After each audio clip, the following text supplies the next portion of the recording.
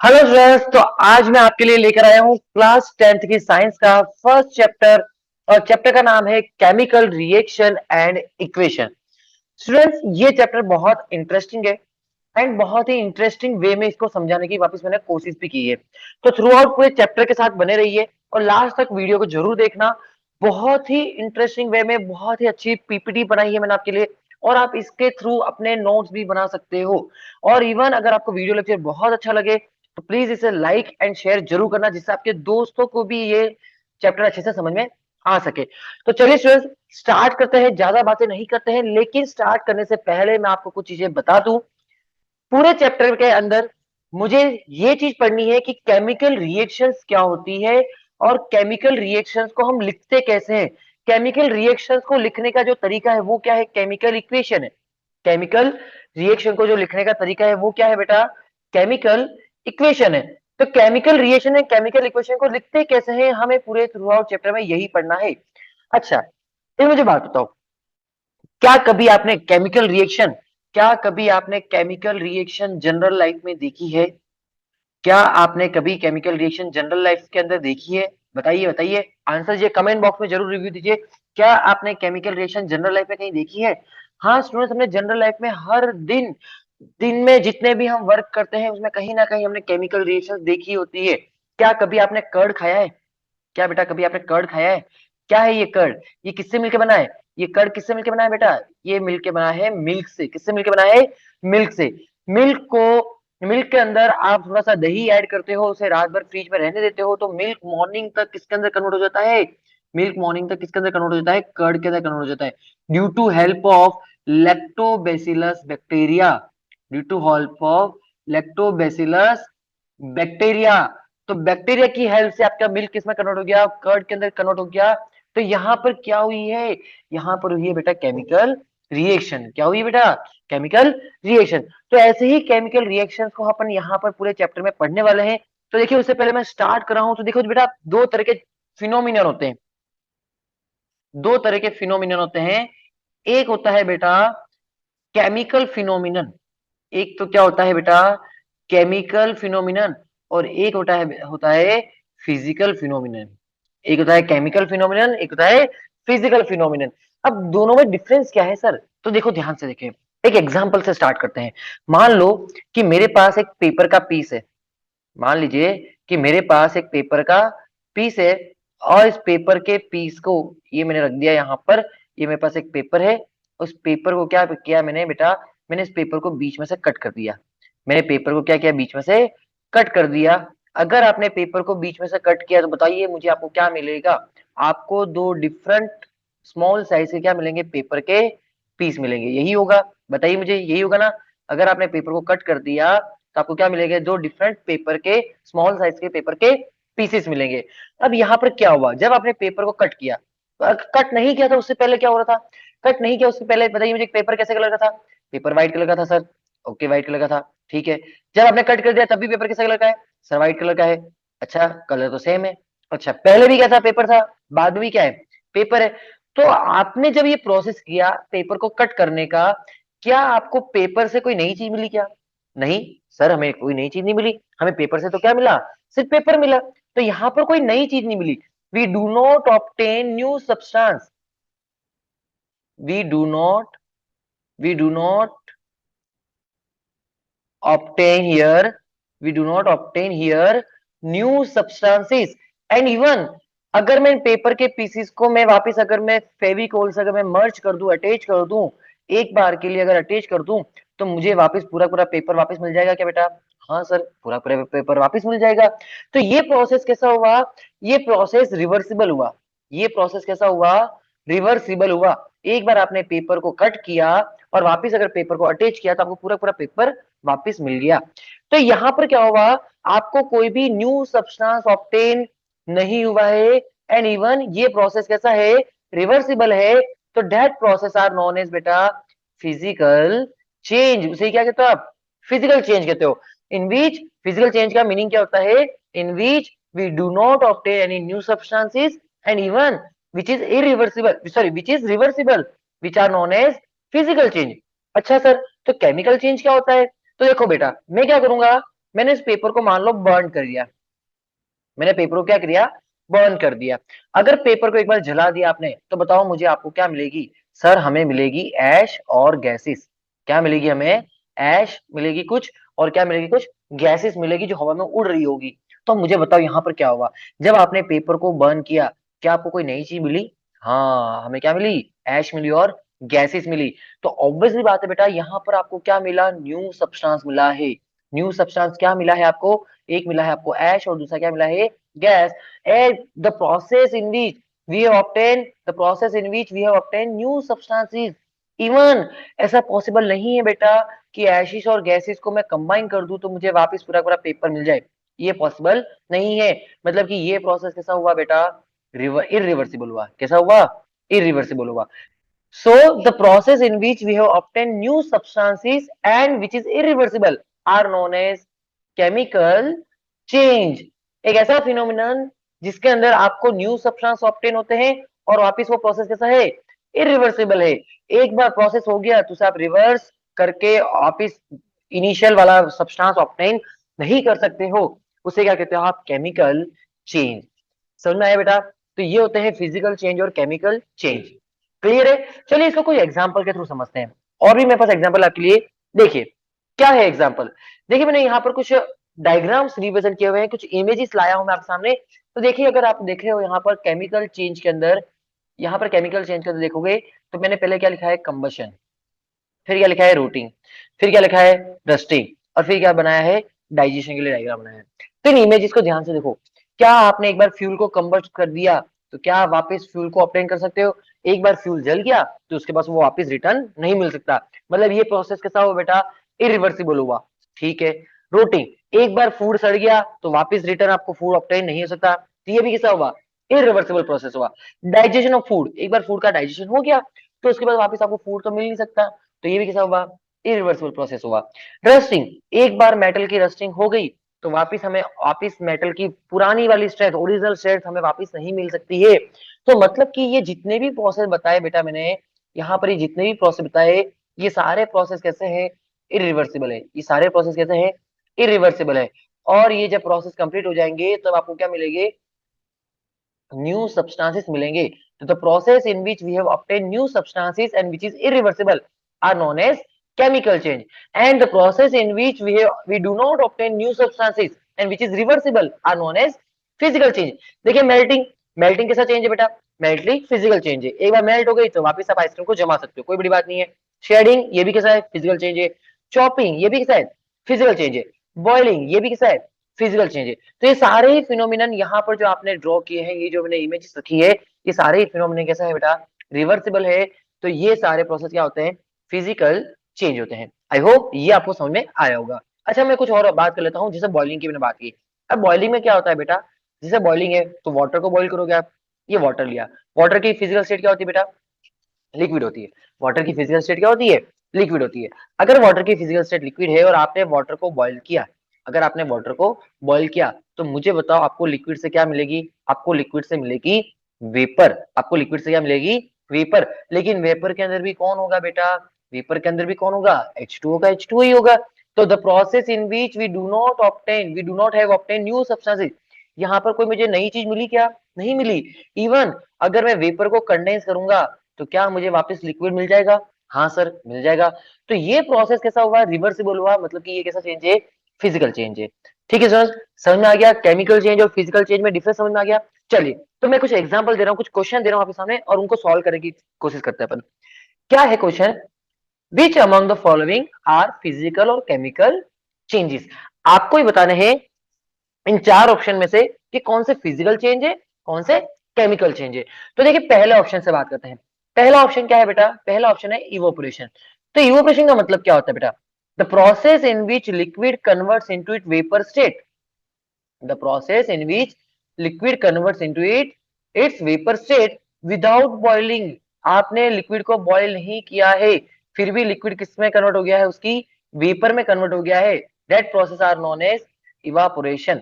तो ऑब्वियसली बात है, देखो बेटा, एक बार लिक्विड की वेपर बन गई तो वेपर को कंडेंस करके लिक्विड बना सकता हूं मैं वापस? हाँ सर बना सकते हो। मतलब कि ये प्रोसेस कैसा हुआ? ये प्रोसेस हुआ रिवर्सिबल। अगर ये प्रोसेस रिवर्सिबल है तो बताओ ये कैसा चेंज है? ये है फिजिकल चेंज। कैसा चेंज है ये? फिजिकल चेंज है। ठीक है, पहला क्वेश्चन समझ में आ गया हमें। चलिए सर दूसरे क्वेश्चन में चलते हैं। क्या है second question? Burning of liquid petroleum gas. एक बार बेटा आपने फ्यूल को, पेट्रोलियम गैस को अगर बर्न कर दिया तो आपको क्या मिलेगी? आपको मिलेगी ऐश और गैसेस। आपको क्या मिलेगी? ऐश और गैसेस। इवन आपको देखो, पेट्रोलियम गैस को आपने बर्न कर दिया, एक बार फ्यूल का कंबशन हो गया, तो आप वापस फ्यूल को ऑब्टेन नहीं कर सकते हो। ऐसा पॉसिबल नहीं है कि एशिस और गैस को मिला के मैं वापस फ्यूल ऑब्टेन कर लूं, ऐसा पॉसिबल नहीं है। तो सर ये प्रोसेस कैसा हो गया? बेटा ये प्रोसेस हो गया इरिवर्सिबल। कैसा प्रोसेस हो गया? इरिवर्सिबल। अगर ये इरिवर्सिबल प्रोसेस है तो ये कैसा चेंज है बेटा? ये है केमिकल चेंज। क्लियर है? चलिए थर्ड क्वेश्चन को देखते हैं। क्या कहता है? Heating of an iron rod, heating of an iron rod to red hot.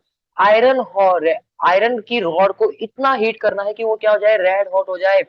तो बेटा यहाँ पर अगर आयरन की रॉड को आपने हीट कर भी दिया, तो हीट करने के बाद वह क्या हो जाएगी? वो बेटा मेल्ट हो जाएगी। क्या होगी? ज्यादा ज्यादा मेल्ट हो जाएगी। लेकिन मेल्ट हुई है, अगर मैं इसके वापिस वापिस को मैं सॉलिडिफाइड करूं तो वापिस मुझे आयरन की रॉड मिल जाएगी। हाँ सर मिल जाएगी। तो ये बेटा ये प्रोसेस कैसा हुआ? ये प्रोसेस हुआ रिवर्सिबल। ये प्रोसेस कैसा हुआ? रिवर्सिबल। और जो भी प्रोसेस रिवर्सिबल होते हैं वो सारे क्या होते हैं? Physical change. वो सारे क्या होते हैं बेटा? Physical change. क्लियर है? समझ आ रही है? चलिए फोर्थ क्या है? कर्डिंग ऑफ मिल्क। मिल्क से आपने क्या बना लिया बेटा? मिल्क से आपने क्या बना लिया? मिल्क से आपने बना लिया कर्ड। मिल्क से क्या बना लिया? कर्ड। तो मिल्क से कर्ड बनाना ये कैसा चेंज है? ये इरिवर्सिबल चेंज है। तो मतलब कि ये क्या हो गया? Chemical change. क्लियर है? तो ये चार एग्जांपल थे। Evaporation, burning of fuel, heating of iron rod and curdling of milk. इन चारों प्रोसेस के थ्रू हमने समझ लिया कि फिजिकल चेंज और केमिकल चेंज क्या होते हैं और उनमें क्या क्या डिफरेंसेस होते हैं। अब याद रखना बेटा, जितने भी केमिकल चेंज होते हैं उनके अंदर एक केमिकल रिएक्शन होती है। जितने भी केमिकल चेंज होंगे उनके अंदर क्या होगी? एक केमिकल रिएक्शन होगी। तो बात करते हैं केमिकल रिएक्शन क्या होती है। तो नेक्स्ट टॉपिक है मेरा, तो नेक्स्ट टॉपिक है स्टूडेंट हमारा, व्हाट आर केमिकल रिएक्शन। तो देखिए मैंने यहाँ पर आपके पास डेफिनेशन लिखी है केमिकल रिएक्शन की। जो बेटा दिख रहा है, एक बार मैं बता दूं, जो केमिकल चेंज होता है मेरा, जो मेरा केमिकल चेंज होता है वही क्या होती है? मेरी केमिकल रिएक्शन। और केमिकल चेंज क्या होता है? The process in which we have obtain new substances, the process in which we have obtain new substances and which is irreversible are known as chemical change. और chemical change ही क्या होती है? Chemical reaction. तो definition भी same होगी, the reaction in which one or more than one substances, the reaction in which one or more than one substances react to each other and form new substances। एक एक से ज्यादा substance react करके क्या बना रहे हैं? नए सब्सटेंस बना रहे हैं, which are known as your chemical reaction. देखिए, the process in which one or more than one substances are react to each other and form new substances which is known as your chemical reaction. एक chemical reaction में जो starting material होते हैं बेटा, एक chemical reaction में जो starting material होते हैं उन्हें क्या कहते हैं अपन? रिएक्टेंट। क्या कहते हैं? रिएक्टेंट। और रिएक्टेंट कंबाइन होकर क्या बनाते हैं बेटा? प्रोडक्ट बनाते हैं। रिएक्टेंट कंबाइन होकर क्या बनाते हैं? प्रोडक्ट बनाते हैं। एंड अगर ये केमिकल रिएक्शन है तो ये प्रोसेस कैसा होगा बेटा? इरिवर्सिबल होगा। देखिए नेक्स्ट पॉइंट क्या लिखा मैंने, chemical reaction can not be reverse by physical method. एक केमिकल रिएक्शन को आप फिजिकल मेथड के थ्रू रिवर्स नहीं कर सकते हो। मतलब कि एक बार ए प्लस बी को कंबाइन करके आपने सी बना लिया तो ऐसा पॉसिबल नहीं है कि मैं इसको पकड़ के तोड़ दूं और इससे वापस मुझे ए प्लस बी वापस मिल जाए। ऐसा पॉसिबल नहीं है, ऐसा कोई फिजिकल मेथड पॉसिबल नहीं है। कौन कौन से फिजिकल मेथड है? जैसे देखो, डिस्टिलेशन, इवापोरेशन, फिल्ट्रेशन, सेंट्रिफिकेशन। इन चारों में से कोई से भी फिजिकल प्रोसेस अप्लाई करो, ऐसा पॉसिबल नहीं है कि एक केमिकल रिएक्शन रिवर्स हो जाए, ये पॉसिबल नहीं है। तो यही क्या होती है बेटा? Chemical reaction. वापस लैंग्वेज बोल देता हूं मैं आपके लिए, the reaction in which one or more than one substances are react to each other and form new substances are called chemical reaction. देखिए इसके कुछ एग्जांपल है केमिकल रिएक्शन के मेरे पास। ठीक है, एग्जांपल नंबर 1 क्या कहता है? एग्जांपल नंबर 1 बेटा, hydrogen gas react with oxygen gas. Hydrogen gas react with oxygen gas to form water. Hydrogen gas किसके साथ रिएक्ट कर रहा है? हाइड्रोजन गैस रिएक्ट कर रही है सर ऑक्सीजन गैस के साथ, और क्या बना रही है? वाटर बना रही है। तो यहां पर क्या होगा बेटा? ध्यान से पढ़ो, केमिकल रिएक्शन की डेफिनेशन याद करो, the process in which one or more than one substances are react to each other and form new substances. Hydrogen gas थी, ऑक्सीजन भी क्या थी, गैस थी, और वाटर क्या मिल गई, लिक्विड मिल गई। तो एक ऐसा प्रोसेस हुआ जहां पर आपके पास दो गैसेस मॉलिक्यूल कंबाइन हुए और एक नई चीज आपको ऑब्टेन हो रही है, which is known as your chemical reaction. Even ऐसा पॉसिबल नहीं है बेटा कि आप वाटर को तोड़ दो तो उससे वापस आपको हाइड्रोजन और ऑक्सीजन गैस अलग अलग मिल जाए, ऐसा पॉसिबल नहीं है। मतलब ये प्रोसेस कैसा हुआ, इरिवर्सिबल, इरिवर्सिबल प्रोसेस हुआ। और जो भी इरिवर्सिबल प्रोसेस होते हैं वो सारे क्या होते हैं, केमिकल रिएक्शन होते हैं। देखो बेटा, सेकंड एग्जांपल क्या कहता है, iron react with water to form ferric oxide along with hydrogen gas. Iron metal block है, मेटल ब्लॉक को आपने वाटर की प्रेजेंस में रखा, मतलब कि मॉइस्चर की प्रेजेंस में रखा, तो आयरन मेटल की रस्टिंग हो जाती है बेटा। क्या होती है, आयरन मेटल की रस्टिंग होती है। और जब भी आयरन मेटल की रस्टिंग होती है तो उसकी सरफेस पे क्या बन जाता है, एक रेडिश ब्राउन कलर का, रेडिश ब्राउन कलर का क्या बन जाता है, ferric oxide along with hydrogen gas. ठीक है बेटा। नाउ अब बेटा हम इस केमिकल रेशियो को बैलेंस भी कर लेते हैं। देखिए कितना आयरन है, यहाँ पे कितना Fe है 1, यहाँ पे कितना Fe 3 है, तो यहाँ पे कितना कर दूंगा मैं, 3 कर दूंगा। Fe बैलेंस हो गया। अब ऑक्सीजन को बैलेंस कर लेते हैं। कितना ऑक्सीजन है यहाँ पर 4, यहाँ पर कितना है, यहाँ पर 1 है, तो यहाँ पर क्या करो 4 से मल्टीप्लाई कर दो। अगर 4 से मल्टीप्लाई कर दिया, ऑक्सीजन कितना हो गया 4, और हाइड्रोजन कितना हो गया 4 टू 8, तो यहाँ पर भी हाइड्रोजन को 4 से मल्टीप्लाई कर दो। तो ये आपकी केमिकल रिएक्शन क्या हो गई, बैलेंस हो गई। फर्स्ट वाली रिएक्शन को बैलेंस कर लेते हैं। ऑक्सीजन कितना है 2, यहाँ कितना है 1, तो यहाँ 2 से मल्टीप्लाई कर दो। हाइड्रोजन कितना हो गया, रिएक्ट प्रोडक्ट साइड में हाइड्रोजन कितना हो गया 4 हो गया, तो यहाँ पर रिएक्टेंट में भी किससे मल्टीप्लाई कर दूंगा 2 से, तो ये भी हाइड्रोजन कितना हो गया 4 हो गया। तो ये मेरी केमिकल रिएक्शन क्या हो गई, बैलेंस हो गई। I hope students chemical reaction के दोनों एग्जाम्पल आपको समझ में आ गए होंगे। चलिए स्टूडेंट्स अब बुक की कुछ एक्टिविटी है और बहुत ही इंपॉर्टेंट एक्टिविटी है, उससे स्टार्ट करते हैं। फर्स्ट एक्टिविटी है मेरे पास, एक्टिविटी नंबर फर्स्ट, और क्या कहती है, what happens when magnesium ribbon burned in presence of air. क्या बोल रहा है, what happen when magnesium ribbon burned in presence of air. अगर एक मैग्नीशियम रिबन को आप एयर की प्रेजेंस में बर्न करते हो तो क्या होता है बेटा। तो देखिए यहाँ पर मैंने आपके बता रखा है डायग्राम के थ्रू, मैंने बर्नर लिया है, बर्नर की हेल्प से मैं मैग्नीशियम रिबन को, देखो ये मैग्नीशियम रिबन है, इसको मैं मैग्नीशियम रिबन को बर्नर की हेल्प से बर्न कर रहा हूँ। और एटमोस्फेयर में क्या मिल जाएगी इसको, एटमोस्फेयर में मिल जाएगी इसे एयर। तो मैग्नीशियम रिबन जब एयर की प्रेजेंस में बर्न हो रहा है तो देखो नीचे वॉच ग्लास रखी हुई है, और वॉच ग्लास के अंदर आपको क्या ऑब्टेन हो रहा है, वॉच ग्लास के अंदर व्हाइट कलर का क्या ऑब्टेन हो रहा है, magnesium oxide. So whenever we burnt magnesium ribbon, whenever we burnt magnesium ribbon in the presence of air, जब भी मैं मैग्नीशियम रिबन को एयर की प्रेजेंस में बर्न करूंगा तो magnesium ribbon Burns with a white dazzling flame and produce a white powder of magnesium oxide. देखिए sir ये पूरी की पूरी लैंग्वेज में यहाँ पर लिखी हुई है, you will observe that magnesium ribbon Burns with a white dazzling flame and a white powder is formed. That white powder is magnesium oxide. तो क्या हुआ, whenever we burn this magnesium ribbon in the presence of air, whenever we burn this magnesium ribbon in presence of air, it burns with a white dazzling flame and produce a white powder of magnesium oxide. ठीक है sir, समझ में आ रहा है, बहुत ही important activity है और ये आपको समझ में आनी चाहिए। चलिए सर नेक्स्ट एक्टिविटी पे मूव करते हैं। उससे पहले एक क्वेश्चन मेरे पास, देखिए क्या है question, why should a magnesium ribbon be cleaned before burning in air. एक मैग्नीशियम रिबन को, एनसीईआरटी एक्सरसाइज का क्वेश्चन है, क्या कहता है, वाई शुड वी, एक मैग्नीशियम रिबन को बर्न करने से पहले अपन उसे क्लीन करते हैं, मैग्नीशियम रिबन को बर्न करने से पहले उसे क्या करते हैं, क्लीन करते हैं। तो क्लीन क्यों करते हैं, ऐसा क्या हुआ। तो देखो बेटा ये मेरे पास मैग्नीशियम रिबन है, इसको मैंने एटमोस्फेयर में रखी हुई है, ठीक है, मान लो मेरे पास ये एटमोस्फेयर है और इस एटमोस्फेयर के अंदर मैंने मैग्नीशियम रिबन को रखी हुई है। तो होता क्या है, ये मैग्नीशियम रिबन एटमोस्फेयर में क्या मिलेगी, इसको एयर मिलेगी, एयर के अंदर कौन होगा बेटा, ऑक्सीजन गैस, और ये सराउंडिंग से मैग्नीशियम रिबन क्या ऑब्जर्व करेगी, हीट एब्जॉर्ब करेगी, क्या एब्जॉर्ब करेगी, हीट। तो जब मैग्नीशियम रिबन रखी हुई है सिंपल सी एटमोस्फेयर के अंदर, तो सराउंडिंग से हीट एब्जॉर्ब करके ऑक्सीजन के साथ क्या हो जाती है, रिएक्ट हो जाती है। मतलब कि मैग्नीशियम की जो आउटर लेयर है बेटा, मैग्नीशियम रिबन की जो आउटर लेयर है वो एयर के साथ, एयर की प्रेजेंट, एयर के अंदर प्रेजेंट ऑक्सीजन के साथ रिएक्ट करके क्या कर जाती है, रिएक्ट कर जाती है और अपनी सरफेस पे मैग्नीशियम ऑक्साइड की क्या बनाती है, एक व्हाइट लेयर बना लेती है। तो अब मुझे बताओ, अगर ये मैग्नीशियम ऑक्साइड, मैग्नीशियम की रिबन है, इसकी सरफेस पर अगर मैग्नीशियम ऑक्साइड की लेयर बन गई, तो अगर मैं इसे ही बर्न करूंगा, मान लो यहाँ मैंने बर्नर रखा और इसे मैंने बर्न करने की कोशिश की, तो क्या मेरी मैग्नीशियम रिबन क्या मेरी मैग्नीशियम रिबन बर्न हो पाएगी क्या? नहीं, मेरी मैग्नीशियम रिबन का कंप्लीट कंबशन पॉसिबल नहीं है। क्यों पॉसिबल नहीं है बेटा? बिकॉज ऑफ बाहर क्या है, बाहर मैग्नीशियम ऑक्साइड की लेयर है। अगर मैग्नीशियम ऑक्साइड की लेयर है बाहर, तो क्या आपकी मैग्नीशियम रिबन को वो बर्न होने देगा क्या? नहीं होने देगा। तो यहाँ पर मैग्नीशियम रिबन का कंप्लीट कंबशन पॉसिबल नहीं है, इसलिए आप पहले क्या करते हो, इस मैग्नीशियम रिबन को क्या करते हो, इस मैग्नीशियम ऑक्साइड की लेयर को यहाँ से क्या करते हो, रिमूव करते हो।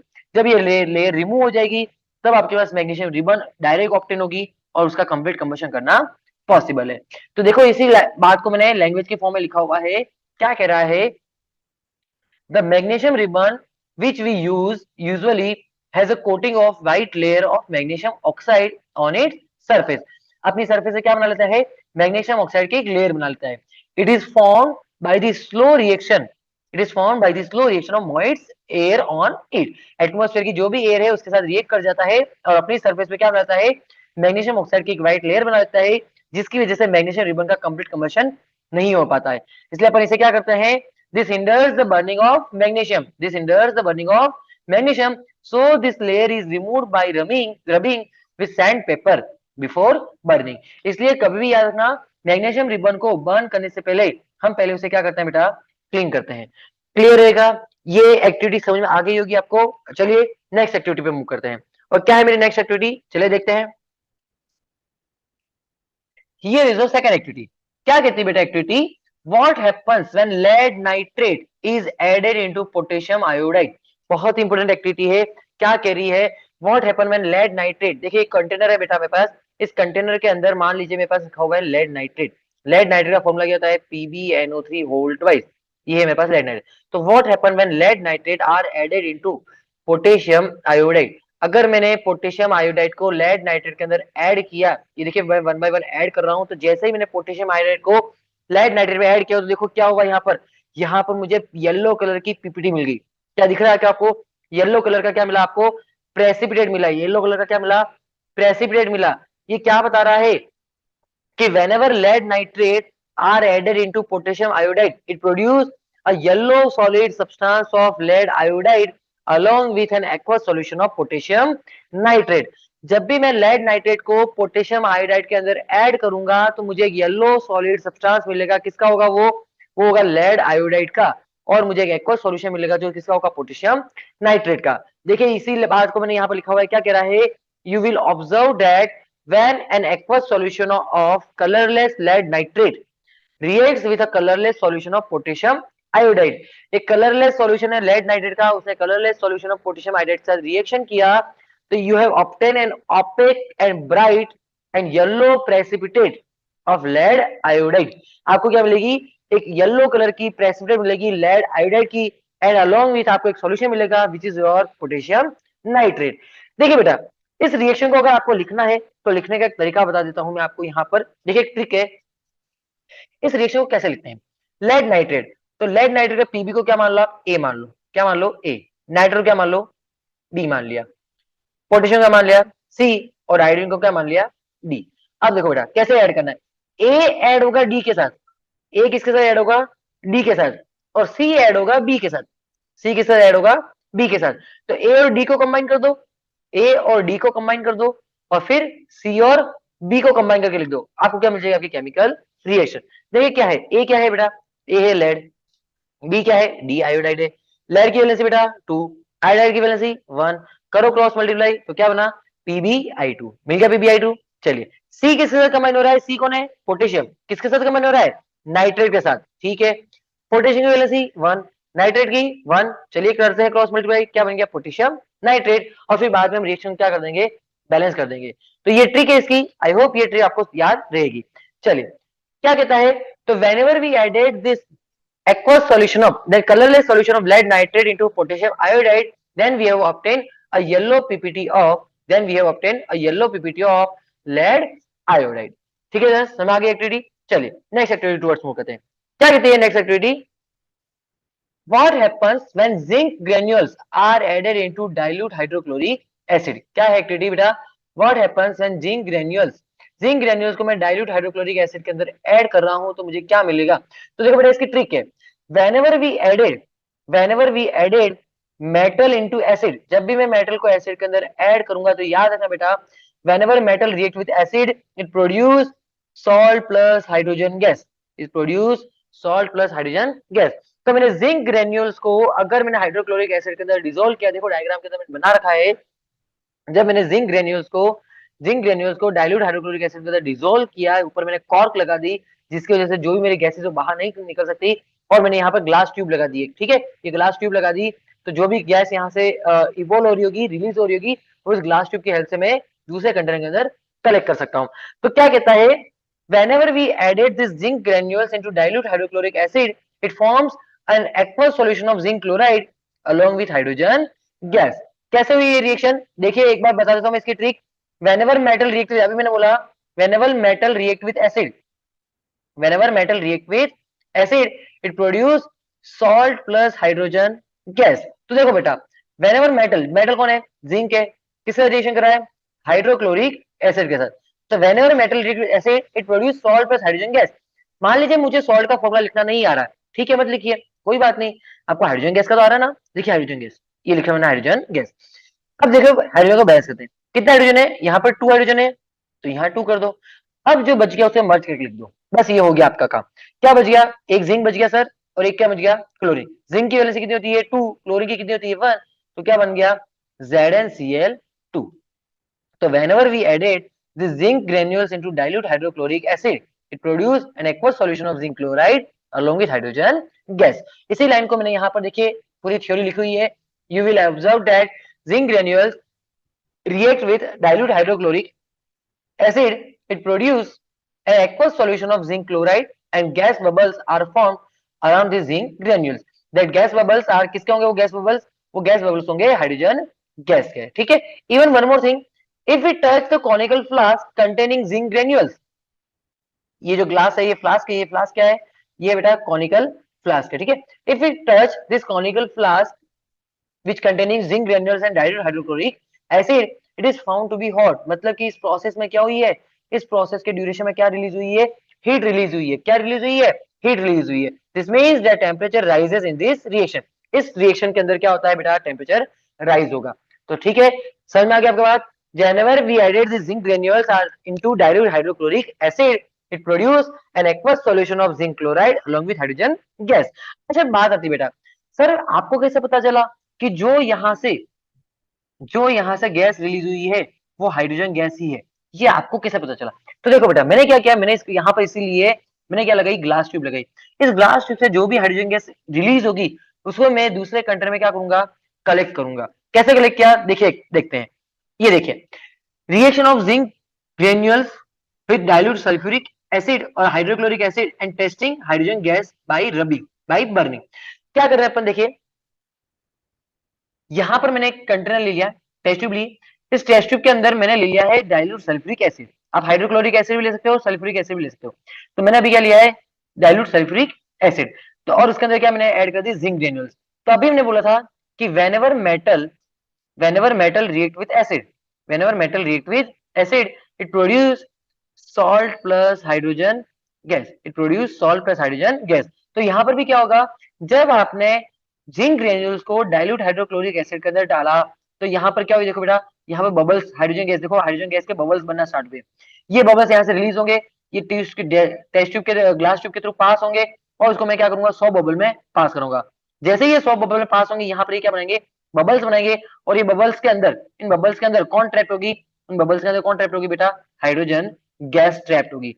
अब मैंने क्या किया, मैंने बर्निंग कैंडल लेके गया इसके पास, मैं इसके पास क्या लेके गया, बर्निंग कैंडल लेके गया। जैसे मैं बर्निंग कैंडल लेके जाऊंगा तो याद रखना कि burning of hydrogen gas with a popup sound, आप जैसे बर्निंग कैंडल को गैस बबल के पास लेके जाओगे तो वहां पर हाइड्रोजन गैस क्या होगी, पॉपअप साउंड के साथ क्या होगी, बर्स्ट होगी। तो विच इज शोज दैट जब भी मेटल एसिड के साथ रिएक्शन करती है तो यहाँ पर कौन सी गैस रिलीज होती है, हाइड्रोजन गैस रिलीज होती है, क्योंकि एक हाइड्रोजन गैस ही है जो पॉपअप साउंड के साथ बर्न होती है। तो क्लियर हो गया कि whenever metal react with acid it produce salt plus hydrogen gas। और हाइड्रोजन गैस को डिटेक्ट कैसे करते हो, आप हाइड्रोजन गैस को सॉफ्ट सॉल्यूशन से पास करोगे, जब सॉफ्ट सॉल्यूशन से पास करोगे तो ये क्या बनाएगी बेटा, ये बबल्स बनाएगी, और बबल्स के अंदर कौन ट्रैप्ड होगा, इन बबल्स के अंदर ट्रैप्ड होगा सर हाइड्रोजन गैस। और हाइड्रोजन गैस को जब मैं बर्निंग कैंडल की कांटेक्ट में लाऊंगा तो hydrogen gas burst with a pop up sound. तो ये एक्टिविटी होती है हाइड्रोजन गैस को डिटेक्ट करने की। क्लियर है स्टूडेंट्स, समझ में आ गया होगा। तो अभी तक अगर आपने वीडियो लेक्चर देखा है तो आई होप आपको चैप्टर समझ में आ रहा होगा। मैं चाहूंगा कि आप आगे भी इस वीडियो लेक्चर को पूरा कंप्लीट करें। चलिए स्टूडेंट, तो चलिए स्टूडेंट्स, आज का वीडियो लेक्चर यहीं पर एंड करते हैं और अब मिलते हैं नेक्स्ट लेक्चर में, जहां पर हम ये सीखेंगे कि टाइप्स ऑफ केमिकल रिएक्शन क्या होती है और उन्हें कैसे डिफाइन किया जाता है। तो चलिए स्टूडेंट्स, मिलते हैं नेक्स्ट लेक्चर में नए टॉपिक के साथ। Thank you students, have a nice day.